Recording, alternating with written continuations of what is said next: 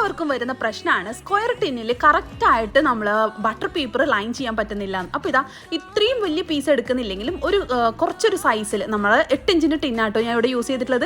അപ്പോൾ ഈ ഒരു സൈസിൽ നമ്മൾ ആ ഒരു സൈഡിലോട്ടേക്ക് നമ്മൾ ആ ഒരു സൈഡ് കവർ ചെയ്യുന്ന രീതിയിലുള്ള പീസസ് എക്സ്ട്രാ വരുന്ന രീതിയിൽ കട്ട് ചെയ്തെടുക്കുക. എന്നിട്ട് ഇതാ നമ്മൾ ആ ഒരു ടിന്നിനെ ഒന്ന് പ്രസ് ചെയ്തിട്ട് ആ ഒരു അടയാളം വരുത്തുക. എന്നിട്ട് ഇതാ ഒരു സൈഡ് മാത്രം ചെറിയ ഒരു കട്ടിങ്സ് കൊടുക്കുക. അപ്പോൾ 4 കോർണറിലും ഇതുപോലെ കട്ടിങ്സ് കൊടുത്തിട്ട് ആ കട്ട് ചെയ്ത പീസ് ഉള്ളിലോട്ടേക്ക് ആക്കിയിട്ട് വരുന്ന രീതിയിൽ ചെയ്ത് കൊടുക്കുക. എന്നിട്ട് രണ്ടിനും കൂടെ ഓയിൽ വെച്ചിട്ട് ഒന്ന് ഒട്ടിച്ചു.